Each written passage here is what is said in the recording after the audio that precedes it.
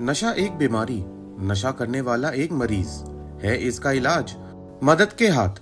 देखिए हमारा प्रोग्राम हर रविवार शाम 4 बजे हमारे चैनल आई ऑफ ट्रुथ पर।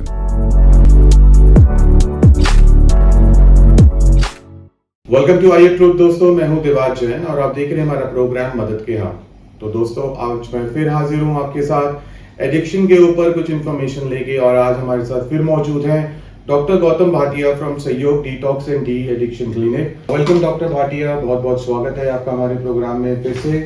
तो डॉक्टर, हमने पिछली बार कई टॉपिक्स पे डिस्कस किया, आपने बहुत अच्छी इन्फॉर्मेशन दी, लेकिन आज मेरा क्वेश्चन थोड़ा सा डिफरेंट है कि ऐसी कौन सी सिचुएशन होती है या ऐसा कब होता है कि एक एडिक्ट को रियलाइज होता है कि अब मुझे नशा नहीं करना है, अब नशा छोड़ना मेरी जरूरत बन गई है। तो ऐसा कब होता है, मतलब उसको सेल्फ रियलाइजेशन कब होता है? ये एक टाइम आ जाता है देवात हर एडिक्ट की लाइफ में जब वो नशा छोड़ने की सोचता है, जब उसको एक्चुअली प्रॉब्लम्स होनी शुरू हो जाती हैं, when he becomes sick and tired और बीइंग सिक एंड टायर्ड।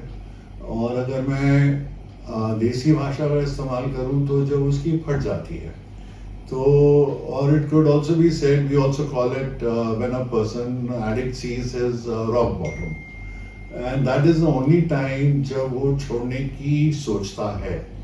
और यहाँ पर मैं ऐड करना चाहूँगा कि जब तक एडिक्ट खुद छोड़ने की नहीं सोचता है तब तक आप या मैं किसी की छुड़वा नहीं सकते हैं। मैं ट्रीट जरूर करता हूँ एडिक्ट्स अल्कोहलिक्स को, but I only provide an atmosphere जहां उनके छोड़ने के चांसेस ज्यादा होते हैं।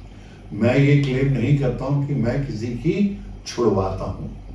इसी चीज को कई फैमिली मेंबर्स गलत सेंस में भी लेते हैं। वो ये सोचते हैं कि जब तक एडिक्ट या अल्कोहलिक विलिंग या मोटिवेटेड नहीं है तब तक वो ठीक हो ही नहीं सकता है, but this is a myth. Abroad drug courts और ट्रैफिक कोर्ट्स रूटीनली पेशेंट्स को रिहैब्स भेजते हैं अगेंस्ट देयर विशेस, और शुरू में माना जाता था कि उन लोगों का रिकवरी रेट कुछ होगा ही नहीं, but it has been found कि जो लोग अपनी मर्जी से भी एडमिट होते हैं और जो कोर्ट मैंडेटेड रिहैब्स करते हैं उनके रिकवरी रेट में 19-20 का फर्क होता है, कोई खास फर्क नहीं है। So this just goes to prove कि एडिक्शन एक बीमारी है, और like with any other disease, the sooner you catch hold of it and treat it, the better is the outcome.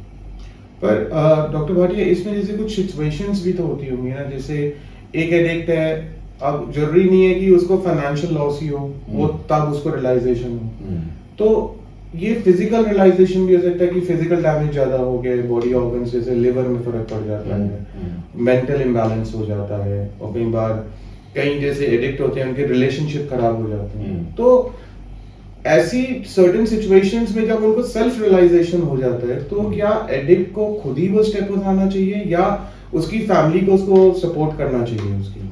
नहीं, ये तो फिर फैमिली का भी रोल इसमें है, but this is not to take away from the role of the addict himself, but दोनों का ही important, because एक अलग तो उनको नहीं कंसिडर किया जा सकता।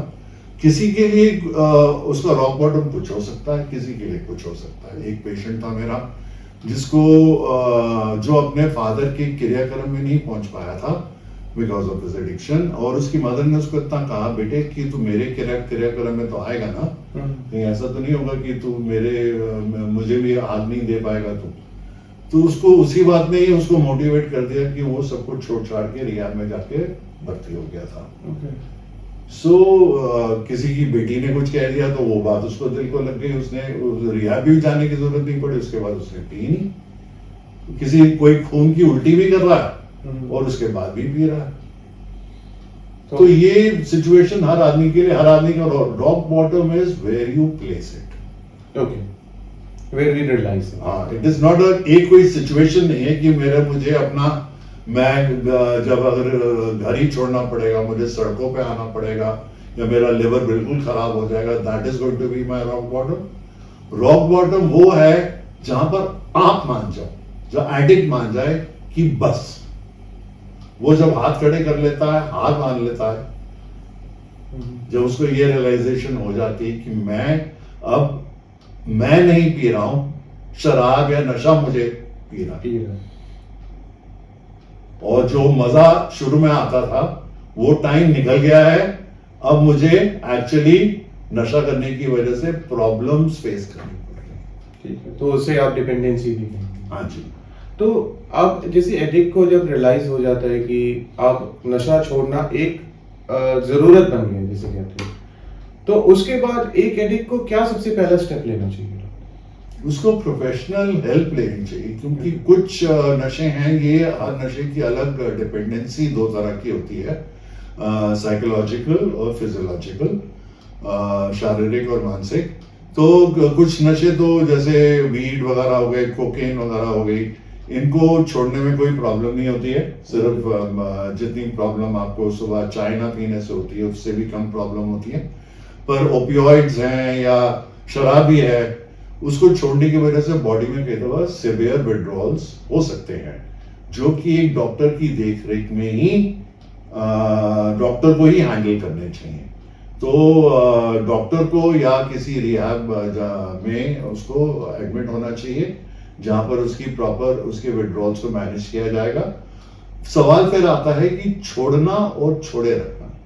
जैसे मैंने पहले भी बताया कि एडिक्शन एक बीमारी है, तो इसके तीन जो physical, mental and spiritual angle parts हैं। तो डिटॉक्स से तो आप सिर्फ उसको उसके फिजिकल पार्ट को डील कर रहे हैं, ओके, पर जो मेंटल ऑब्सेशन और जो स्पिरिचुअल बैंकरप्सी है वो डील करने में थोड़ा ज्यादा टाइम लगता है, उसके लिए उसको रिहैब में थोड़ा टाइम देने की जरूरत होती है। तो डॉक्टर जैसे आप बताते हैं कि या आप अभी बता रहे हैं सॉरी कि पेशेंट को रिहैब के लिए मतलब सजेस्ट किया जाता है, क्योंकि कहीं ना कहीं एक फिजिकल मॉनिटरिंग बहुत जरूरी होती है, क्योंकि आपने जैसे बताया कि ओपियोइड्स हो गए या अल्कोहल हो गया, इसमें विड्रॉल्स बहुत गंदे होते हैं। तो कुड बी अ पॉसिबिलिटी कि जैसे अब आजकल होता है ना कि फैमिलीज को बड़ा वो लगता है कि दुनिया क्या कहेगी, कि पास पड़ोस में पता चलेगा कि हमारा बच्चा तो रिहैब में था, या मेरा हस्बैंड रिहैब में था, या मेरा भाई रिहैब में था, तो एक बहुत नेगेटिव इम्पैक्ट पड़ेगा, सोसाइटी क्या बोलेगी, रिश्तेदार क्या बोलेंगे। तो इसमें क्या होता है ना कि आजकल फैमिलीज ये सारी चीजें छुपाती हैं, तो इसमें आपका क्या वो है पर्सपेक्टिव? बेसिकली वही है, सबसे शायद मैं पहले भी कह चुका हूँ, सबसे बड़ा रोग क्या कहेंगे लोग, वो लोग जो जिनकी आप ओपिनियन को इतना इम्पोर्टेंस दे रहे हैं। जब आपका लव्ड वन नशे की वजह से उसको प्रॉब्लम्स फेस करनी पड़ रही हैं, तो वो सोसाइटी में आपके पड़ोसी, आपके रिश्तेदार, वो लोग उसकी हेल्प करने नहीं आएंगे, वो तभी बातें करेंगे। और आपको लगता ही है कि अगर कि उनको पता नहीं है कि आपका लव्ड वन नशा करता है, तो ये आपकी गलतफहमी है। तो उसको जब एक बीमारी है और उसका अगर इलाज कराया जाए, तो इलाज कराने में लोग क्यों कतराते हैं? क्योंकि लेबल लग जाएगा। वही एडिक्ट या अल्कोहलिक का लेबल तो पहले से ही लग चुका है, अब तो उसके आगे कम से कम एक रिकवरिंग एडिक्ट या रिकवरिंग अल्कोहलिक का वो लेबल लगेगा। राइट। सो आज के लिए इतना ही डॉक्टर भाटिया। आप थैंक यू सो मच, आपने अपने प्रेशियस टाइम से टाइम निकाला। एंड अगले हफ्ते आपसे फिर मुलाकात होगी, क्योंकि कहीं ना कहीं मुझे लगता है कि इन वीडियोस में कुछ ऐसी इंफॉर्मेशन है जो शायद किसी एडिक्ट या किसी एडिक्ट की फैमिली की मदद कर सके। So again I would request you once again, if there is any message you would like to give to the viewers और द ऑडियंस।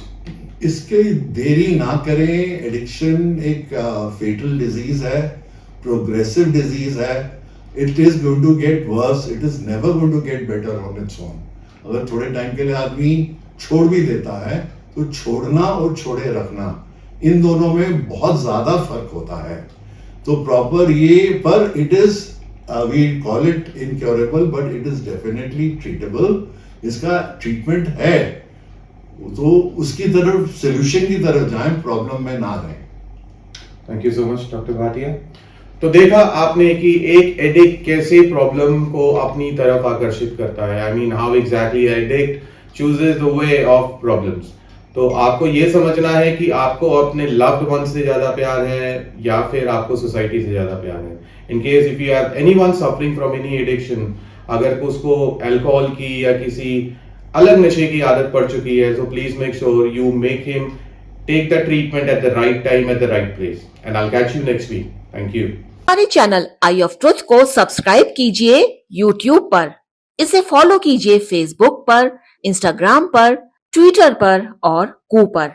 हमारे चैनल के बारे में फीडबैक देने के लिए हमें मेल कीजिए ioftruth.6@gmail.com पर.